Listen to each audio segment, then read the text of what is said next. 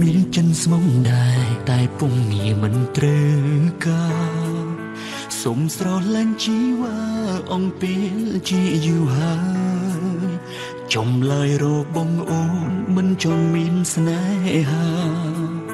ពេលកំពុងសិក្សាអូនថាមនុស្សប្រុងលើលោកនាងសុខតែក្បត់ក៏មិនជឿពីងស្បត់របងប្រុងណាឡើយហើយមិនមែនតែបងដែលសុំស្នេហ៍ក្រានត្រើយនៅមានអ្នកចាំអូនទី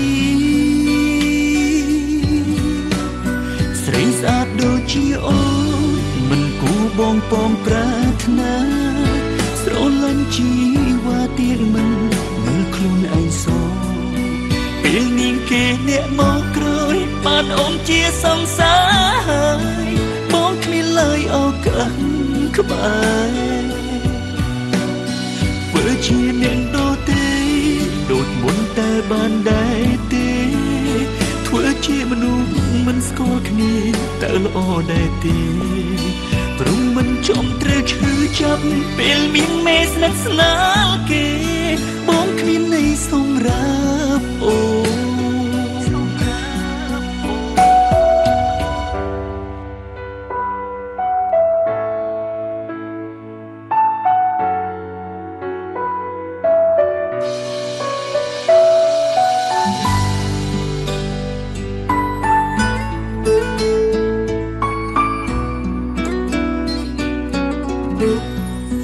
មានចិនស្មុំដែរតែពុំងាមិនត្រូវការសុំស្រឡាញ់ជីវ៉ាអង្គពេលជាយូរហើយចំឡើយរបងអូនមិនចង់មានស្នេហាពេលកំពុងសិក្សាអូនថាមនុស្សប្រុងលើលោកនាងសុខតែក្បត់ក៏មិនជឿពីងស្បត់របងប្រុងណាឡើយហើយមិនមែនតែបងដែលសុំស្នេហ៍ត្រានត្រើយនៅមានអ្នកចាំអូនទីស្រីស្អាតដូចជាអូនមិនគួរបងពងប្រាថ្នាស្រលាញ់ជីវ៉ាទៀតមិនមើលខ្លួនឯងសោពេលនាងគេអ្នកមកក្រោយបានអូនជាសង្សារបងគ្មានឡើយអកាសក្បែរធ្វើជាអ្នកដទៃដូចមុនតែបានដែរទេធ្វើជាមនុស្សមិនស្គាល់គ្នាតើល្អដែរទេព្រមមិនចំត្រូវឈឺចាប់ពេលមានមេស្និទ្ធស្នាលគេបងគ្មានន័យសម្រាប់អូចាំទុកវាគឺជាសូរបណ្ដោអាក្រក់មួយហើយឈប់រំលឹកចាប់ពីពេលនេះតទៅមិនមែនខ្លាំងឬស្អប់ដែលពេលពើជ្រឹងគេមកក្រោយគ្រាន់ចង់ឲ្យអូនបានសគេមានមកដល់ក្រោយបងតែបានបេងដូងនួនល្អបងគ្មានន័យសម្រាប់អូអរគុណច្រើនដែលស្រួលតែដៃអរគុណច្រើនអរគុណខ្ញុំបាទសូមអនុញ្ញាតគ្រប់ជម្រាបសួរដល់វត្តមានរបស់ប្រិយមិត្តទាំងអស់ដែលបានអញ្ជើញមកទស្សនាទីនេះផ្ទាល់ហើយសូមជម្រាបសួរដល់ទស្សនិកជនទាំងអស់ដែលកំពុងតាមដានទស្សនាតាមគេដ្ឋាននេះជាបទថ្មីរបស់ខ្ញុំបាទផងដែរដែលមានចំណងជើងចាត់ទុកជាសុបិនជាបន្តសូមរីករាយជាមួយនឹងបទថ្មីរបស់ខ្ញុំបាទមួយបទទៀតដែលមានចេញលក់ហើយក្នុងព្រឹត្តិកម្ម Sunday Vol 198បាទគឺបទស្រុកខ្មែរចាំអូនបាទផ្សាយជូនដល់បងប្អូនទាំងអស់គ្នាអរគុណ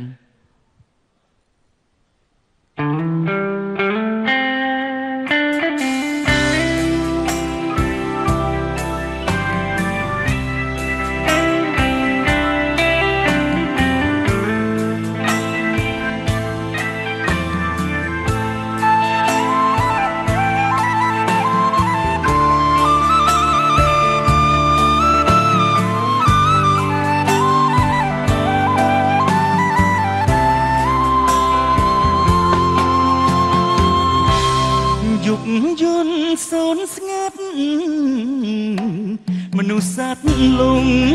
លងបងគេងមិនលងអង្គុយនឹក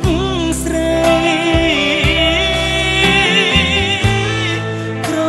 មពនលឺថាខែពេញបរមី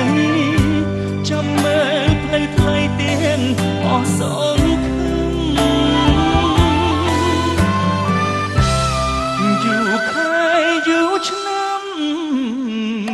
អូនទៅស្រុកគេ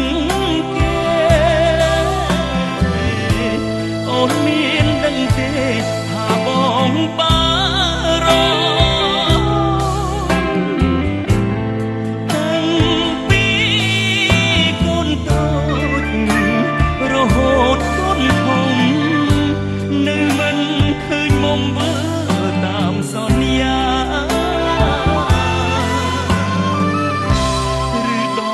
ស្រុកគេអូនភ្លេចស្រុកខ្មែរ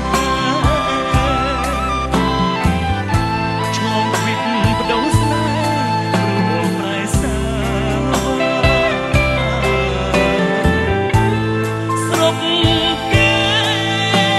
លយមែនទោះលឺគេថាតែសូមជីវ៉ាកុំភ្លេចស្រុក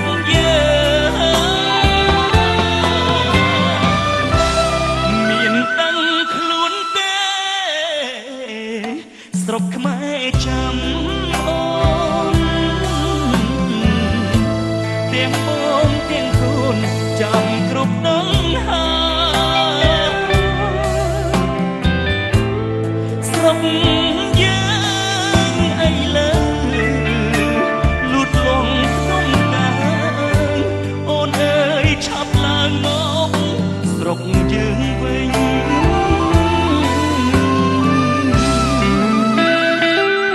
បងចង់ប្រាប់អូនថាទោះបីស្រុកគេលួចប៉ុណ្ណាក៏ដោយក៏មិនកក់ក្ដៅដូចស្រុកយើងដែរត្រឡប់មកវិញណាអូនណាបងរងចាំអូន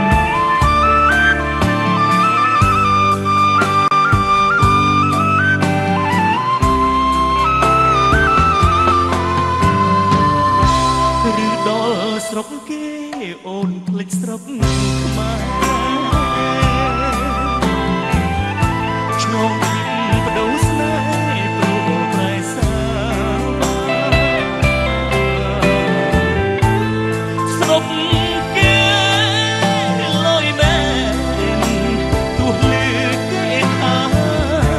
តែសូមជីវ៉ាកុំភ្លេចស្រុក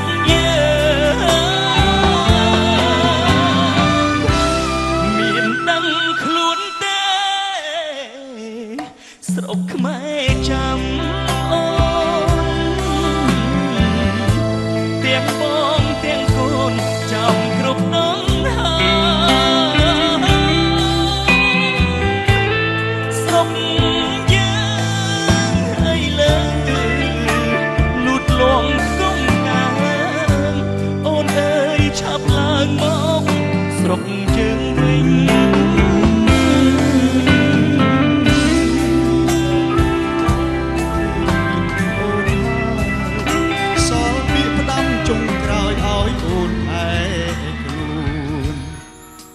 ពេលអត់ពីបងសូមអូនឆាប់មានថ្មីកុំយំនឹកបងអីគ្មានប្រយោជន៍ទេស្ងួនតែបើបងមនុស្សល្អចាំយំដោយសារបងមិនមែនជាបងដូចពីមុនទេបងខំខដែលហ៊ានចាកចេញពីជីវិតអូនបងដឹងតែអស់តម្លៃក្បែរបងធ្វើទាំងបងខំមិនមែនបេះដូងអ្នកបាញ់ជាទេតែបើខឹងឬស្អប់អូនអាចជេរបងបានជំរាបសួរបាទ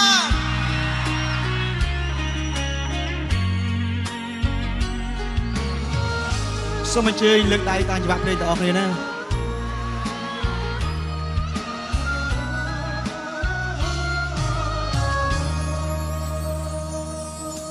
ពេលអត់ពីបងសូមអូនឆាប់មានថ្មីកុំយំនឹកមកអីគ្មានប្រយោជន៍ទេស្ងួនតែបើបងមនុស្សល្អចាំយំដោយសារបងមិនមែនជាបងដូចពីមុនទេសូមអញ្ជើញជ្រៀងអស់គ្នាខំខដែលហ៊ានចាក់ចេញបងដឹងតែអស់ដល់ใครបងធ្វើទាំងបងខំមិនមែនបេះដូងអ្នកបាញ់ជាទេតែបើខឹងឬស្អប់អូនអាចទេបងបានបងខំដែលហ៊ានចាក់ចេញពីជីវិតអូនបងដឹងតែអស់តម្លៃបែបងធ្វើទាំងបងខំមិនមែនបេះដូងអ្នកបាញ់ជាទេតែបើខឹងឬស្អប់អូនអាចទេបងបានតែបើខឹងឬស្អប់អូនអាចទេ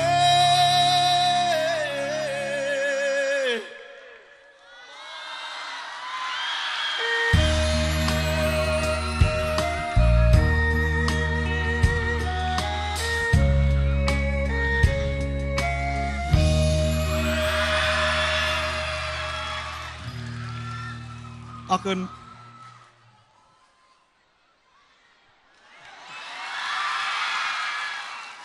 ណខ្ញុំបាទសូមអនុញ្ញាតគោរពជម្រាបសួរវត្តមាន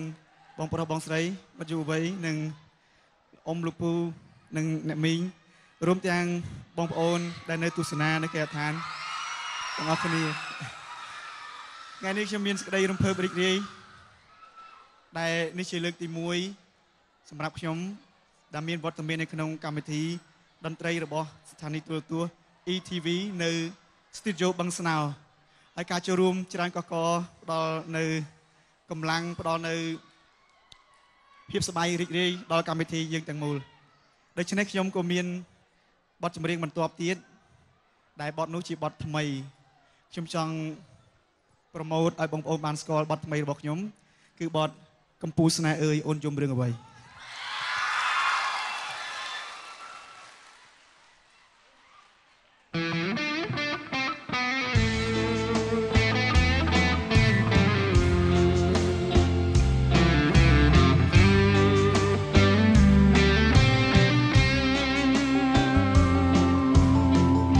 បងលឺអូនយំ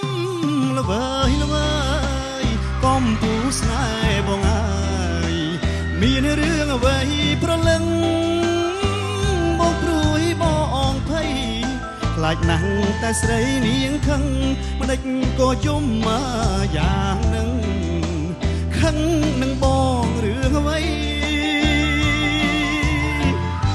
ឬអូនប្រច័ណ្ឌនឹងបងរឿងដែលហួងកន្លងបងឈួតមួយពេលខ្លីតែដល់ពេលនេះបងយល់ច្បាស់ហើយពិសីសូមអូនឈប់មកសង្ស័យគ្មានថ្ងៃក៏ស្រីទៀតទេមកលួចពួនយំសំងំយំតែម្នាក់ឯងឲ្យបងចំបែងស្ទើបាយអរ៉ាហ៊ានវះបេះដូងបើសិនជាអូនត្រូវការបញ្ជាក់ប្រាប់ថាសង្ខារបោកផ្ញើលើស្រីញញឹមភ្លៀងមកណាអូនកុំធ្វើមុខស្រពោនបងហាក់ធ្លាក់ឲ្យជ័យបើអូនជីវិតបងពិតមានន័យតើដឹងទេពិសីរូបស្រីជាជីវិតបង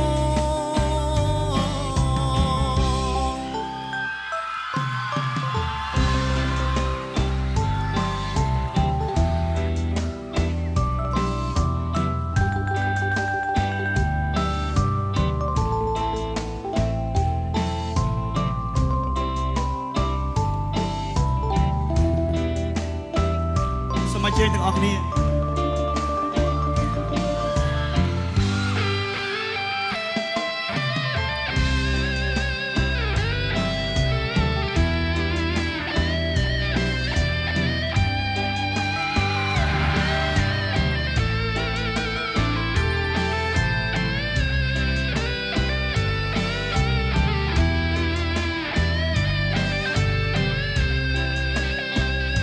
មកលួចពួនយំសំងំយំតែ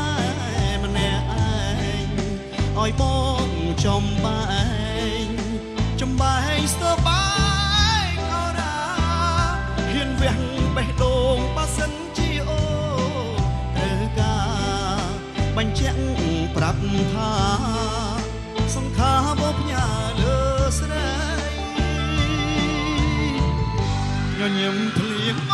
កណាអូនកុំធ្វើមុខស្រពោន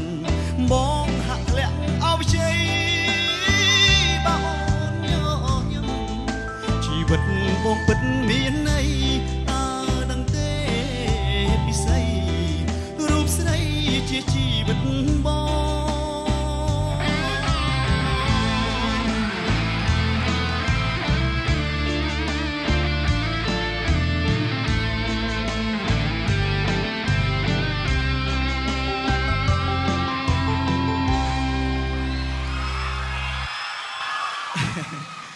អរគុណ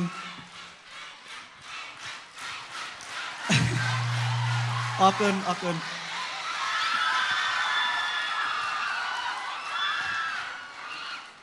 សប្បាយចិត្តមែនតើថ្ងៃនេះបានមជ្ឈវ័យក៏ដូចជាបងដល់កិត្តិយសនិងការចូលរួមក៏ដូចជាការផ្ដល់នៅសម្លេងបាទជំរាបសួរលោកសេរីមុនបាទបាទចាសុខសប្បាយបងយ៉ាងណាដែរជាមួយនឹងវត្តមានរបស់កម្ពុជាតារាចម្រៀងមួយដួងដែលកំពុងតែមានវត្តមានទីនេះរំភើបទេបាទសប្បាយទេហើយឮថាវគ្គមុនមានសំណុំពរអីចង់ឲ្យគាត់បាទចាបាទនៅតែមិនអត់មិនហើយទេចង់ឲ្យគាត់បកស្រាយបទអីអត់ភ្លេងបាទចា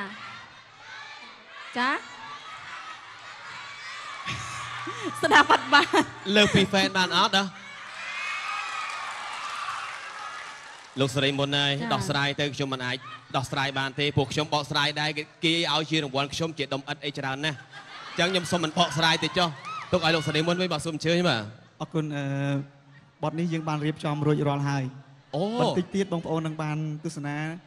លើពី fan បានអត់ជាមួយខ្ញុំបន្តិចទៀតណាអរគុណវគ្គក្រោយមែនទេបាទវគ្គក្រោយចាំវគ្គក្រោយហ្មងទៅអញ្ចឹងនោះណែអូសុំឥឡូវចាបត់អីគេអូយដោះស្រាយមិនចេញទេលោកសេរីមុនឥឡូវសុំបង្ហើបត់ណាមួយទៀតក៏បានដែរដែលលោកពេញចិត្តបាទបត់អ្វីក៏បានដែរបងអនុញ្ញាតបាទសូមអញ្ជើញបាទបត់អីបងប្អូនកាឡុកឥឡូវបាក់កាឡុកតរមានអ្នកជួយរាំបងខ្ញុំអ្នកកាឡុកហ្មងអូខេឥឡូវចាំអញ្ចឹងខ្ញុំចាប់ផ្ដើមណាបងប្អូនបាទកាឡុកទាំងអស់គ្នាឲ្យតែពួកយើងមកដល់ភ្លាមពួកយើងនាំគ្នារាំកាឡុកកាឡុកកាឡុកកាឡុកកាឡុកកាឡុកកាឡុកកាឡុកកាឡុកកាឡុកកាឡុកកាឡុកកាឡុកកាឡុកកាឡុកកាឡុកកាឡុកកាឡុកកាអូយក៏បាក់ទុកមែនទេវេទិកានេះសើតែផ្ទុះទៅហើយដោយសារតែវត្តមានរបស់លោកសេរីមុនយ៉ាងណាដែរជាមួយនឹងវត្តមានរបស់លោកដល់ពេលដែលឃើញការគ្រប់គ្រងបងប្អូនយ៉ាងច្រើនបែបនេះបាទខ្ញុំមានតែម្រាមដៃ10គ្រប់អរគុណដល់វត្តមានដ៏ខ្ពង់ខ្ពស់របស់លោកអ៊ំលោកពូនិងបងប្រុសបងស្រីរួមទាំងមិត្តយុវវ័យនៅថ្ងៃនេះបានផ្ដល់នៅកិត្តិយសដល់ខ្ញុំបាទរួមទាំងកម្មវិធីរបស់ស្ថានីយទូរទស្សន៍ ETV ទាំងមូលគឺទទួលបាននៅភាពសប្បាយរីករាយនៅក្នុងពេលនេះខ្ញុំអរគុណច្រើនបាទអរគុណលោកសេរីមុនក៏មានបទចម្រៀងជាបន្តនៅវគ្គក្រោយទៀតដែរសម្រាប់ពេលនេះកម្មវិធីទាំងមូលសូមអនុញ្ញាតសម្រាប់មួយភ្លេងសិនបាទ